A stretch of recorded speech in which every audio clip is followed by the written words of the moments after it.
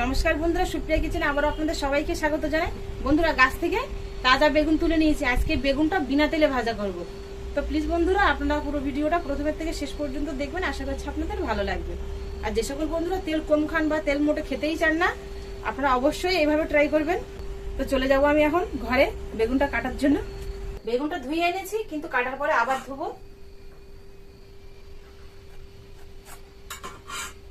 গোল গোল করে কাটবো, 1 ইঞ্চি মাপ করে করে কেটে নেব।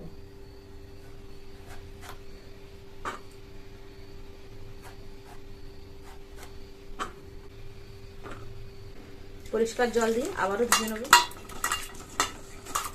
বেগুন কাটলে কিন্তু বেগুনের থেকে একটা কষ জল বেরোয়, সেই জন্য কাটার পরে আরেকবার একটু ধুয়ে নিলাম।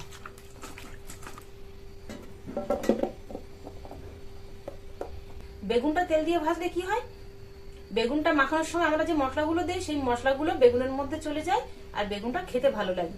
কিন্তু তেল দিয়ে ভাজবো না, সেই জন্য উপরে মশলা দিলে তো ভেতর পর্যন্ত যাবে না। সেই জন্য আমি বেগুনগুলো একটু করে এখানে একটা করে কাঠি নিয়েছি, একটু ছিদ্র করে নেব। তবে আপনাদের হাতের কাছে কাঁটা চামচ থাকলে আপনারা কাঁটা চামচ দিয়ে একটু ছিদ্র করে নিতে পারেন, তাহলে ভালো হবে। মশলাগুলো ভেতর পর্যন্ত যাবে, খাওয়ার সময় ভালো লাগবে খেতে। সবকটা বেগুন আমি এই কাঠির সাহায্যে ছিদ্র করে নেব।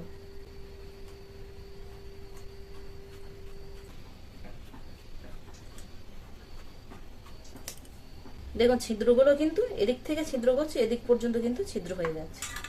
সবগুলো বেগুন ছিদ্র করে নিয়েছি। এবার এর মধ্যে আমরা নর্মাল যে মশলাগুলো মাখাই সেই মশলা দিয়েই মাখিয়ে নেব। লবণ, হলুদ গুঁড়ো, পরিমাণ মতো লঙ্কা গুঁড়ো মাখিয়ে নেব।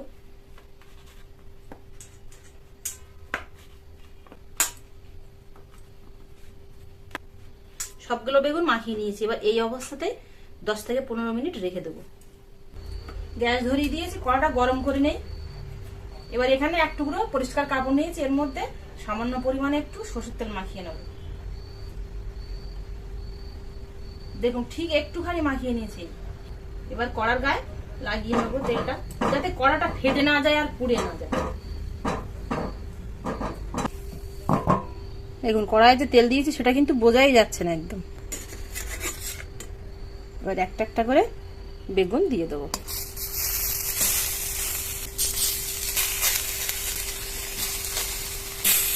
বেগুনগুলো দেওয়ার পরে কিন্তু ঢাকনা চাপা দিয়ে দেবো।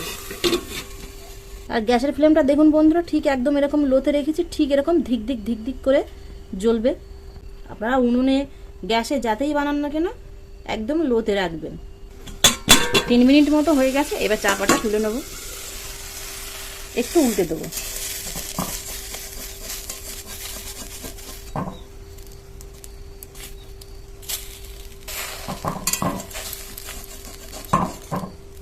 দেখুন 3 মিনিট রেখেছি, তাই কিন্তু দেখুন বেগুনগুলো প্রায় সেদ্ধ হয়ে গেছে। ছিদ্র করে দেওয়ার জন্য কিন্তু লবণ বা সব রকম মশলা ভেতর পর্যন্ত গেছে। আবারও 2-3 মিনিটের জন্য চাপা দিয়ে দেবো। বিনা তেলে দেখুন 5 মিনিটের মধ্যে সবগুলো বেগুন কিন্তু ভাজা হয়ে গেল আর খুব সুন্দর কিন্তু সেদ্ধ হয়ে গেছে। দেখুন দেখেই বোঝা যাচ্ছে। এবার তুলে নেব।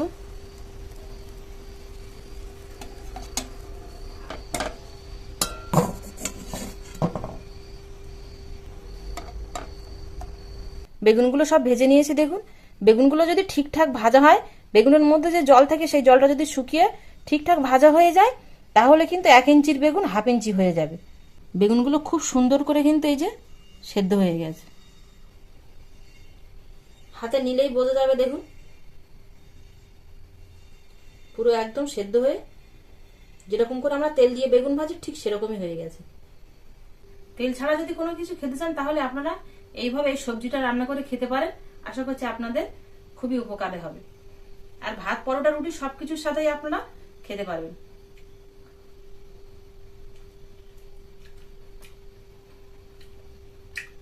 দারুণ সেদ্ধ হয়েছে। আর মশলাগুলো কিন্তু একদম পড়েনি, সেইভাবে সবকিছু আছে। কম তেল মশলায় রেসিপিটা খুব সহজেই বানানো যায়। আপনাদের কাছে কেমন লাগলো অবশ্যই কমেন্টে জানাবেন। ভালো লাগলে প্লিজ বন্ধুরা সুপ্রিয়া কিচেনের চ্যানেলটি বেল আইকন সমেত সাবস্ক্রাইব করে আমার পাশে থাকবেন।